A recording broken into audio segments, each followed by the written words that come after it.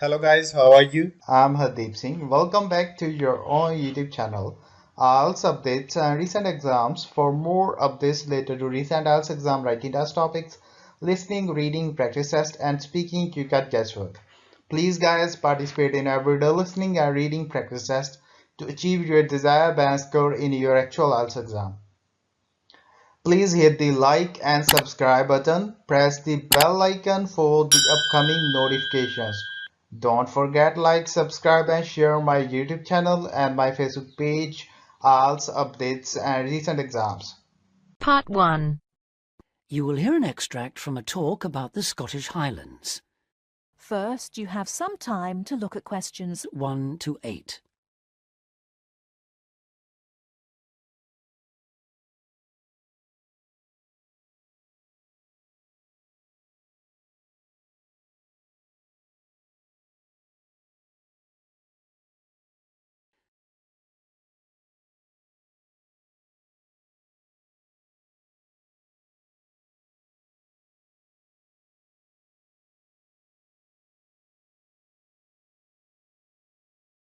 Listen carefully and answer questions 1 to 8.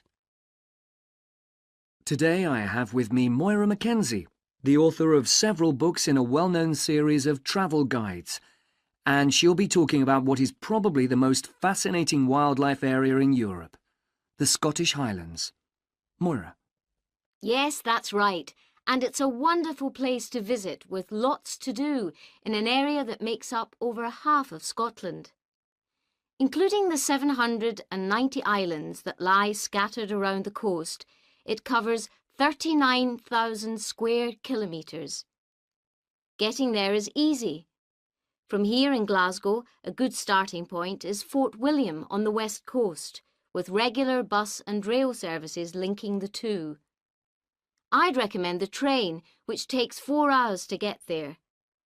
Alternatively, you can take the Highland Line, which takes the more easterly route up to Inverness. That, in fact, is a bit quicker, taking around 3.5 hours to cover the 280 kilometres from here. There are also two main options by road. You can take either the A9 up through Stirling and Perth and then on to Inverness, or else on the west there's the A82 which runs up to Fort William and then, if you want, on to Inverness. Now, a lot of people associate the Highlands with bitterly cold weather, but in fact the region has a generally mild climate as a result of being surrounded on three sides by sea, particularly the warm waters of the Atlantic. At sea level in the west, for instance, the temperature ranges on average from a minimum of 1 degree centigrade in January up to 18 in July, and you can actually see palm trees growing there. Obviously, though, the temperatures will be lower inland and on higher ground. You can expect it to rain a lot too, particularly in the west, where annually as much as 2,000 millimetres regularly falls, though this helps account for the rich variety of vegetation and wildlife. When you get there, you'll find there are plenty of reasonably priced places to stay. In Fort William, for instance, you can find a room for the night in a small hotel or a bed and breakfast for just £25, or for £28 to £30 in Inverness. It's probably a good idea to book ahead though, especially in the summer months. With all the leisure, sports and cultural activities on offer, the towns are becoming increasingly popular with visitors. For example, accommodation in Inverness won't be at all easy to find this year around the 23rd of July, as that's when the local Highland Games will take place. So, if your aim is to see the countryside, it may be best to stay in a small village. Before you hear the rest of the talk, you have some time to look at questions 9 and 10.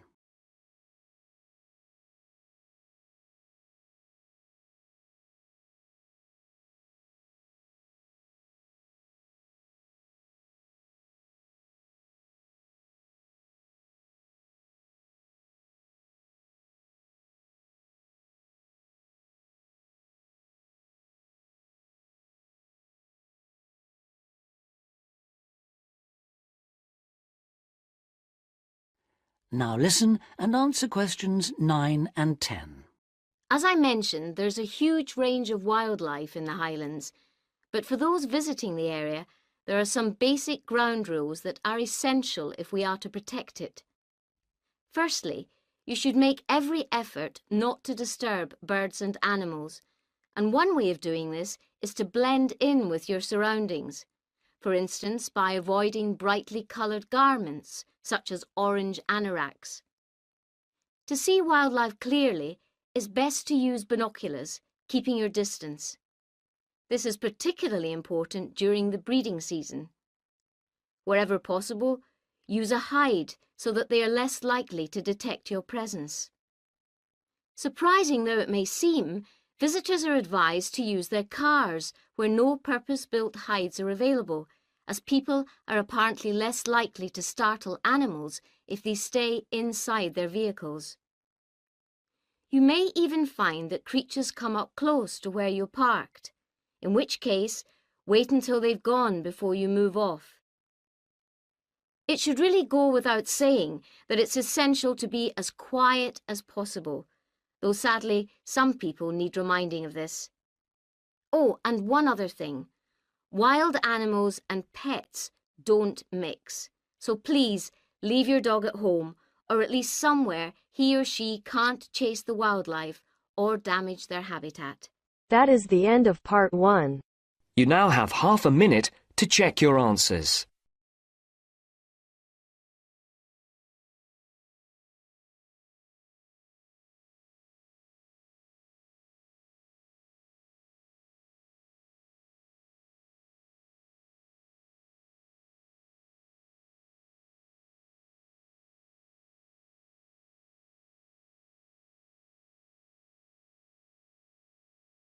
Now turns to part 2.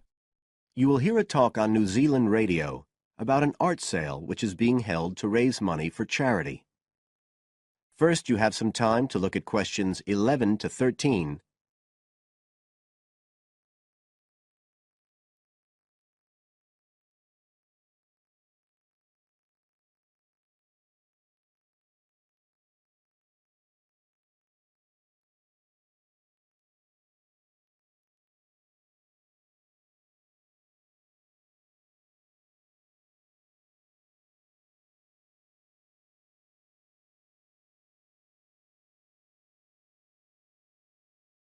Now listen carefully and answer questions 11 to 13. One of the most anticipated art events in Christchurch is the charity art sale organised this year by Neil Curtis. Neil, tell us all about it. Well, Diane, this looks like being the biggest art sale yet. And the best thing about it is that the money raised will all go to charity. So what you probably want to know first is where it is. Well, the pictures will be on view all this week, most of them at the Star Gallery in the shopping mall. But we have so many pictures this year that we're also showing some in the cafe next door. So do drop in and see them any day between 9 and 5. Now, if you're interested in buying rather than just looking, and we hope a lot of you will be, the actual sale will take place on Thursday evening, with sales starting at 7:30. Refreshments will be available before the sale, starting at 6:30. We've got about 50 works by local artists showing a huge range of styles and media, and in a minute I'll tell you about some of them. You're probably also interested in what's going to happen to your money once you've handed it over. Well, all proceeds will go to support children who are disabled, both here in New Zealand and also in other countries. So you can find an original painting, support local talent, and help these children all at the same time. Before you hear the rest of the talk, you have some time to look at questions 14 to 20.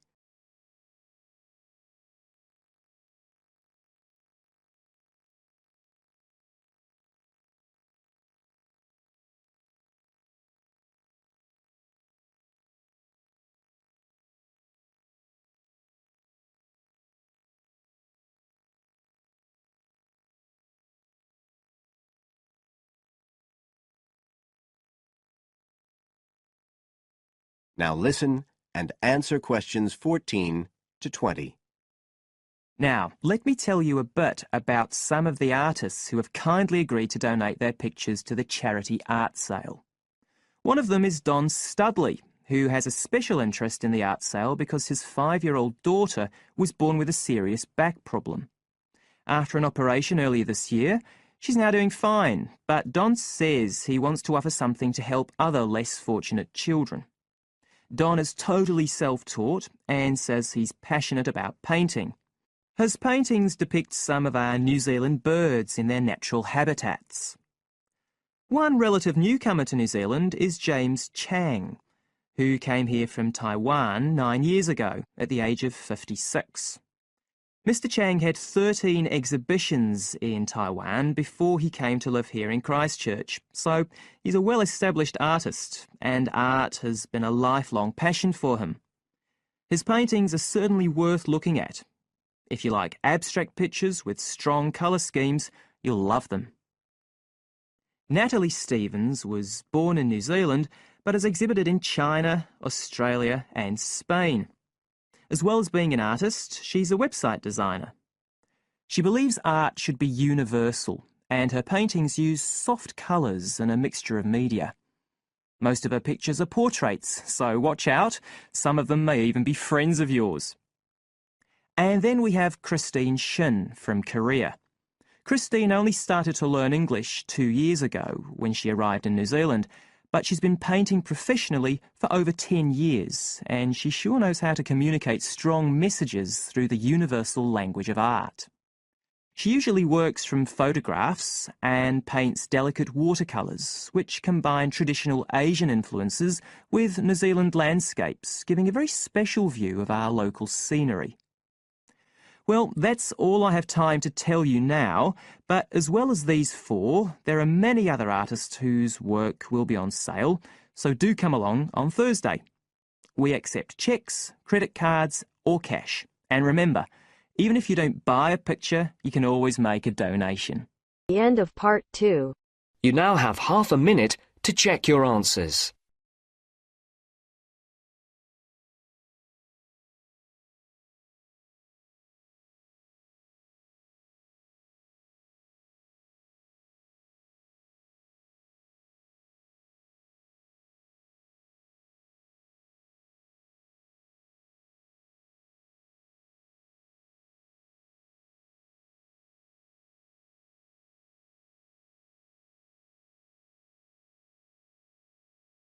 Now turns to part 3. You are going to hear a conversation between Sally and Ben. They are new college students. You now have some time to read questions 21 to 25.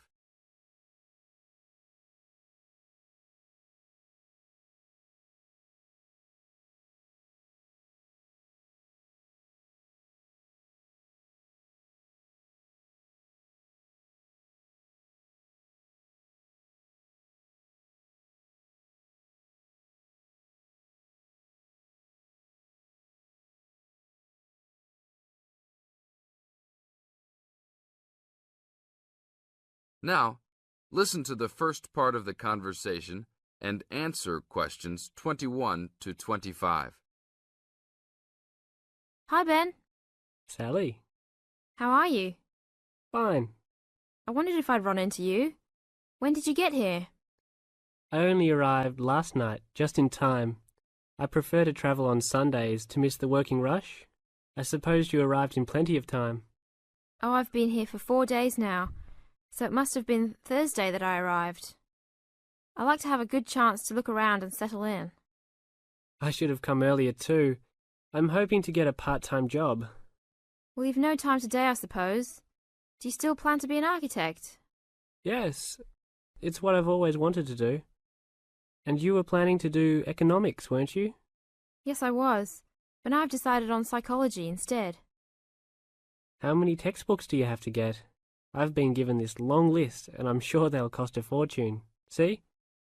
That looks a lot. It's longer than my list. Well, it's 14 all told. So I might use library copies instead of buying some of them. What about you? I'll probably buy the whole lot of mine because I only have 5 on my list, although I'm sure there are many more I'll have to read. Luckily, we don't have to read them all straight away. Have you got your class timetable yet? It came with the book list. When do your lectures start? Tuesday. That's tomorrow. How about yours? Oh, I've got an extra day, the day after yours start. Now you have some time to read questions 26 to 30.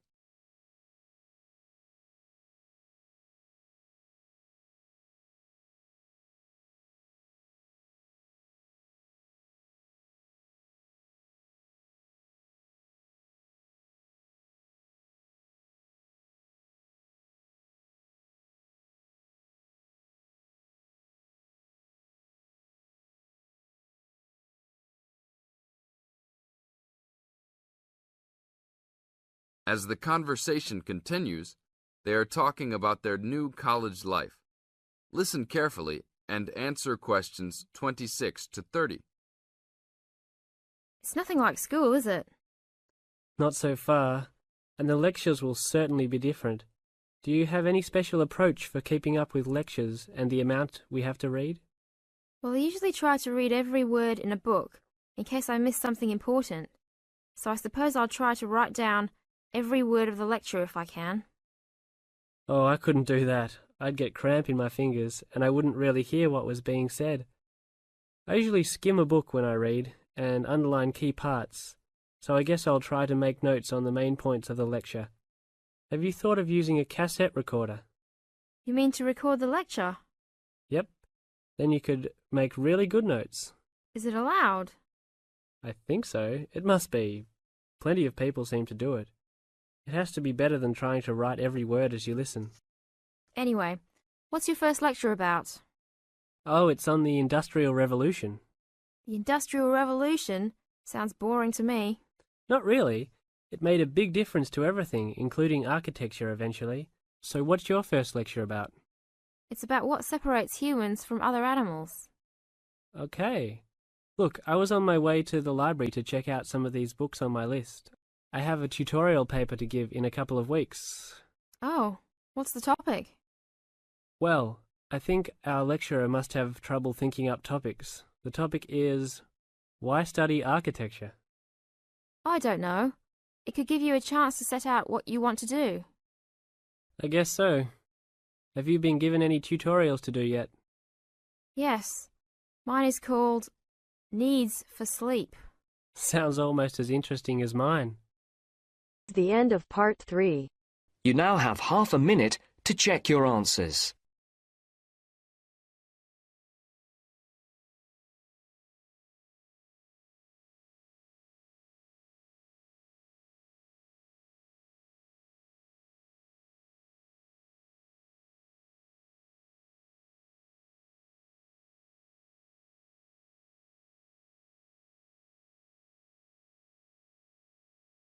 Now turns to part 4.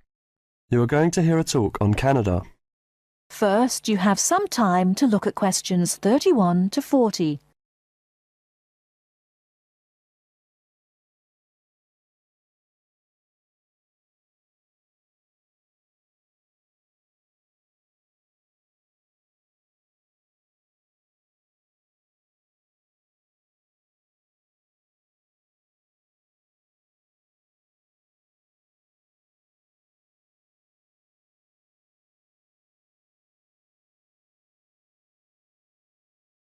Now listen carefully and answer questions 31 to 40. Good morning and welcome to this talk on Canada. Many people think of Canada as a land of ice and snow. They think of it as a young country with few inhabitants, a country of English-speaking white people. While some of this is true, it is also an inaccurate description of the country we call Canada. Canada lies in the northern half of the continent of North America. The most northern parts of Canada are sometimes called the land of the midnight sun, because at certain times of the year the sun never sets and is still shining faintly at midnight. This northern part of Canada is cold and mostly snow-covered all year round. Most of the people who live in this northern part of Canada are called Inuit or Dene. They were once called Eskimos.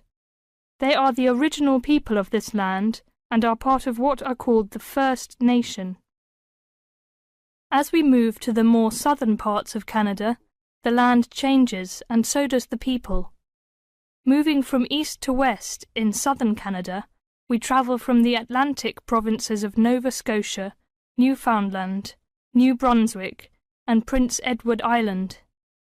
These small provinces, with small populations, border on the Atlantic Ocean. The land in these provinces is not very fertile, so fishing, forestry, and mining are the main industries, although in some small areas, agriculture is also important. If we travel west from the Atlantic provinces, we come to central Canada, composed of the large provinces of Quebec and Ontario. Both provinces are rich in natural resources, have fertile land, and are the centres of industry for Canada's largest cities. Toronto and Montreal are found in these provinces. The province of Quebec is the centre of French language and culture in Canada. In fact, Montreal is the second largest French-speaking city in the world after Paris. Finally, in the far west of Canada, we come to the province of British Columbia. This province is separated from the prairies by the Rocky Mountains and is bounded on the west by the Pacific Ocean. British Columbia is often called simply the West Coast. British Columbia is an attractive place for tourists because of its mild climate, spectacular mountains, seacoast, and beautiful forests. Agriculture, forestry, shipping and fishing are major industries in British Columbia. The people of this land of Canada are as varied as its landscape. The original settlers, those we call the people of the First Nations, came from Asia by crossing the Bering Strait from Siberia to Alaska. In their new environment, they developed many new languages and cultures. In the 16th century, the first Europeans arrived in eastern Canada. They came from Britain and France.